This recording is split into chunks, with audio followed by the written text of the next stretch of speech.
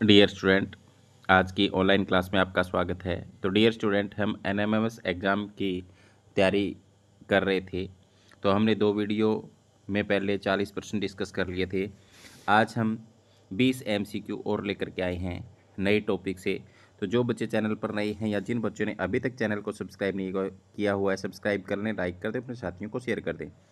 तो शुरू करते हैं आज का पहला एमसीक्यू। उस राशि का नाम बताइए जिसका मात्रक न्यूटन है। तो प्यारे बच्चों, किसका मात्रक होता है? न्यूटन बल का मात्रक होता है।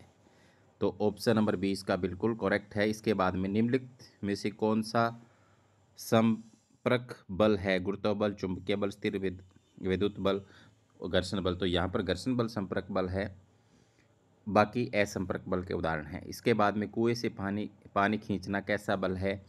तो अभिकर्षण, अपकर्षण, अभिकर्षण था अभिकर्षण, दोनों इसमें से कोई नहीं। तो अभिकर्षण कहते हैं खिंचाव को। तो अभिकर्षण बल है खींचना, अपकर्षण होता है धक्का देना। ठीक है, यहाँ पर अभिकर्षण है इसका सही आंसर। आगे है, पृथ्वी प्रत्येक वस्तु को अपनी ओर आकर्षित करती है, इस आकर्षण बल को क्या कहते हैं? तो प्यारे बच्चों, इसे कहते हैं गुरुत्व बल। ऑप्शन नंबर 3 इसका बिल्कुल सही है। प्रति इकाई क्षेत्रफल पर लगने वाले बल को क्या कहते हैं? तो दाब कहते हैं। इसके बाद में है, दरवाजे को धक्का देने पर कैसा बल लगता है? तो अभी आपको बताया था धक्का देना क्या होता है? अपकर्षण। इसके बाद में शुष्क मौसम में बालों में कंघी करने पर वह बिखर जाता है, इसके लिए बल उत्तरदायी है। तो प्यारे बच्चों, इसके लिए स्थिर विद्युत बल उत्तरदायी है। बल का मात्रक क्या है? तो अभी ऊपर आया था न्यूटन। इसके बाद में दाब का मात्रक क्या है? तो प्यारे बच्चों, दाब का मात्रक जो होता है वो पास्कल और न्यूटन प्रति वर्ग मीटर दोनों होते हैं। ठीक है, एक ही बात है, पास्कल या न्यूटन प्रति वर्ग मीटर। आगे है, बैलों द्वारा गाड़ी को खींचना किस बल का उदाहरण है? तो प्यारे बच्चों, पेशीय बल का उदाहरण है, पेशीय बल लगता है इसमें।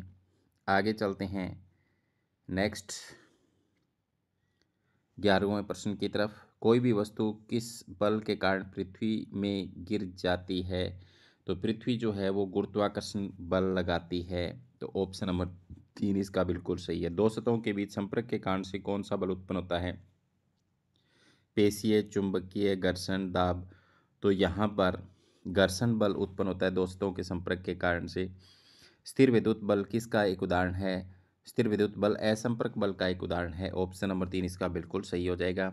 आगे है, कील के नुकीले सिरे को लकड़ी के तख्ते में ठोकने के लिए क्या उत्पन्न होता है? कील के नुकीले सिरे को लकड़ी के तख्ते में ठोकने के लिए क्या उत्पन्न होता है? घर्षण, संपर्क, पर्याप्त दाब, गुरुत्व। तो यहाँ पर क्या उत्पन्न होता है? पर्याप्त दाब, जिसके कारण से हम उसको ठोक पाते हैं। पेशीय बल को क्या कहते हैं? तो पेशीय बल संपर्क बल का एक उदाहरण है। ऑप्शन नंबर 2 इसका बिल्कुल सही है। घर्षण बल किन वस्तुओं पर लगता है? तो गतिशील, स्थिर, अस्थिर, अगतिशील। तो गतिशील वस्तुओं पर लगता है। आगे है, वस्तुएं पृथ्वी की ओर आकर्षित होती हैं, उससे कौन सा बल कहते हैं? तो प्यारे बच्चों, से गुरुत्व बल कहते हैं। किसी वस्तु पर लगाए गए बल द्वारा बदला जा सकता है दूरी, गति, चाल, दिशा। तो प्यारे बच्चों, किसी वस्तु किसी वस्तु पर लगाए बल द्वारा क्या बदला जा सकता है? तो हम उसकी जो चाल है वो